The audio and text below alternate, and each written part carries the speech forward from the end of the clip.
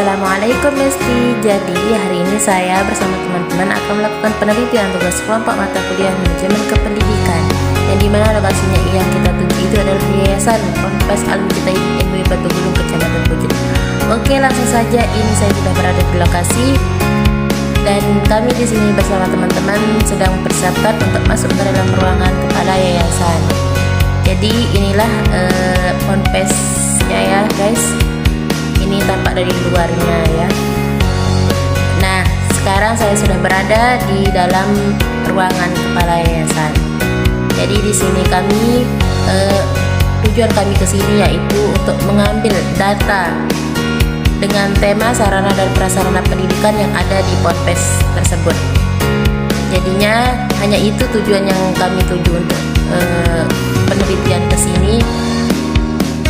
Dan di sini kami menanyakan banyak hal ya tentang sarana dan prasarana pendidikan. Di sini saya bersama teman-teman merasa deg-degan ya guys ya, karena ya langsung berhadapan sama kepala sekolah di sini lah.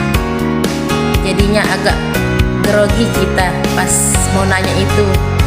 Nah, akhirnya ini penelitian pengambilan data kita sudah selesai, saatnya kita pulang. Dan sebelum itu kita mampir dulu di rumah teman kita Iwan ya Besti. Ini kita sedang makan ya. Ini teman-teman saya. Dan saatnya juga kita untuk balik ke kos masing-masing. Mungkin cuma ini video vlog dari penelitian kami. Jangan lupa ikuti video kami selanjutnya ya Besti.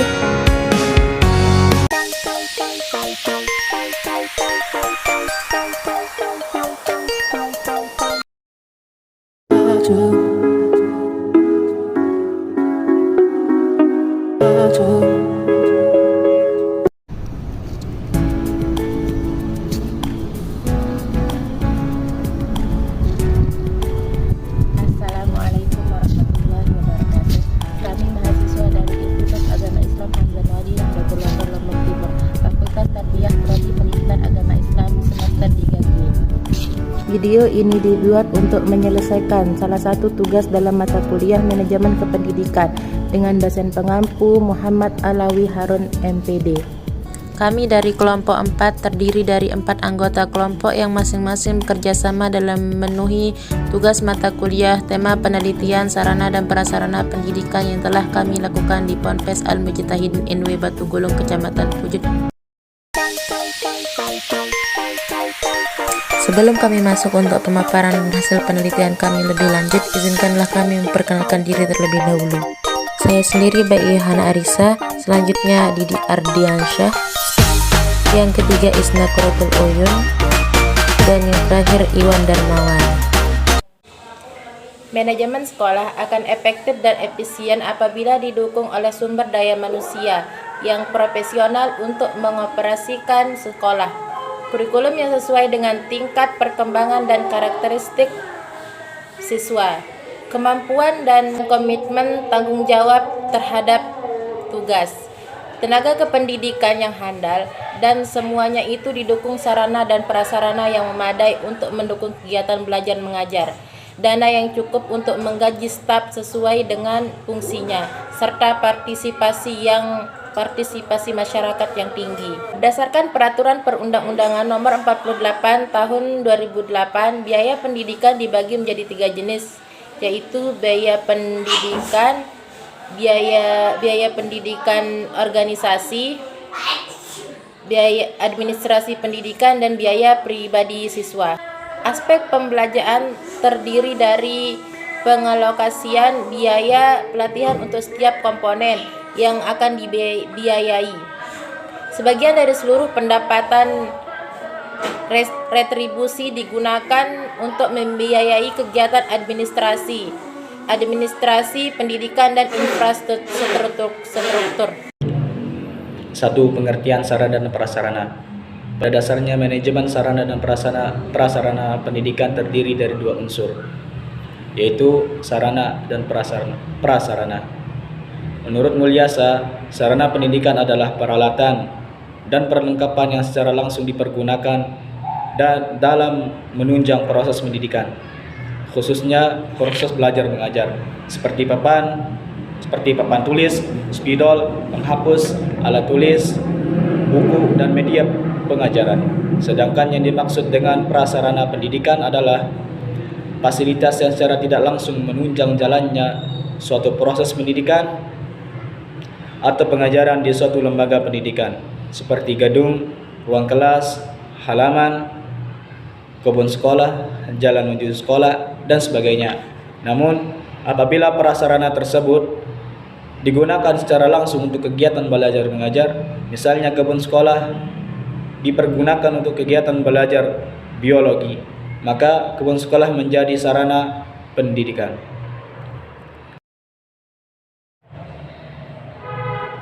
B. Tujuan manajemen sarana dan prasarana.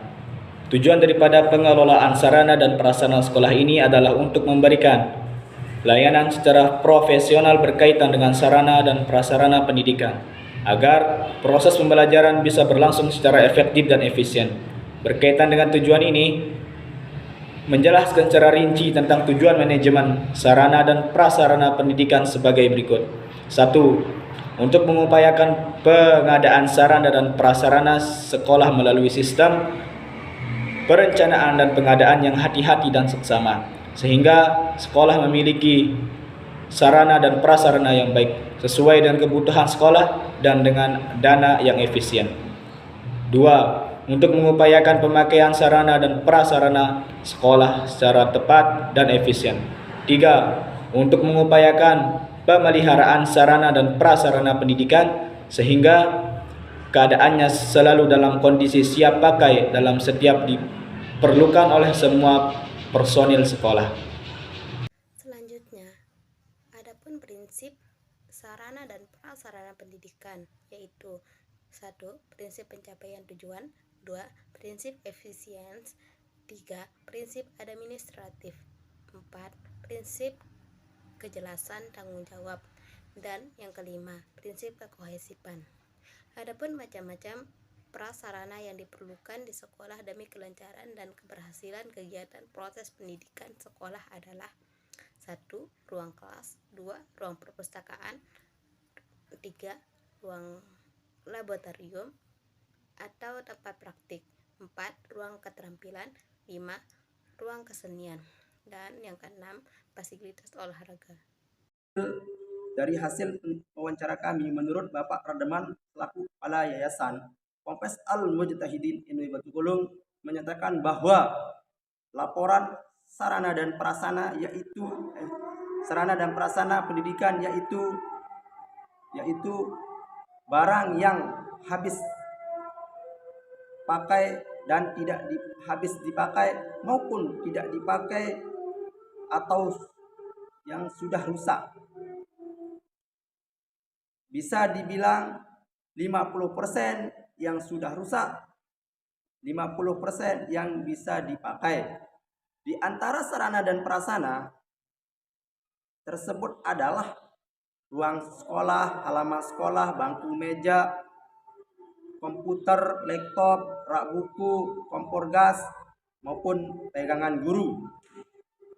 Tahapan pengelolaan sarana dan prasarana dilakukan 1 kali 6 bulan dengan yaitu 1. Perencanaan dengan melihat apa saja yang sudah rusak. 2. Pengadaan, yaitu membeli peralatan yang sudah rusak itu perlu juga pembangunan. 3. Pengawasan, apa yang sudah dibeli itu perlu juga diawasi apakah sesuai dengan standar dan kebutuhan dan memenuhi apa saja yang sudah direncanakan. 4.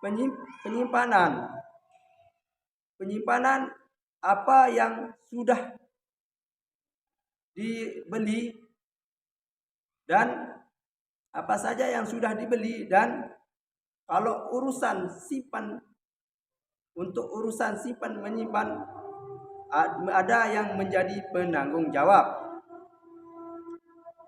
Perencanaan pembelian sarana dan prasarana dilakukan 1 kali 5 tahun, itu pun kalau ada uang. Tidak sepenuhnya dari biaya yayasan,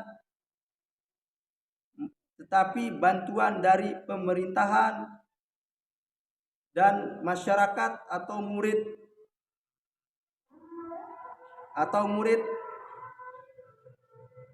itu kedepannya akan ada pembangunan sarana dan prasarana, akan menjadi yayasan yang lebih maju dengan baik sesuai dengan visi misi. Jadi menurut kelompok kami dapat disimpulkan bahwa pengelolaan sarana dan prasarana pendidikan adalah peralatan dan perlengkapan yang secara langsung dipergunakan untuk menunjang proses pendidikan, khususnya proses belajar mengajar seperti gedung, ruang kelas, meja, kursi, serta alat-alat dan media pembelajaran. Adapun yang dimaksud dengan pengelolaan prasarana pendidikan yaitu contoh dari prasarana pendidikan itu seperti halaman sekolah, kebun sekolah, taman sekolah, dan jalan menuju sekolah.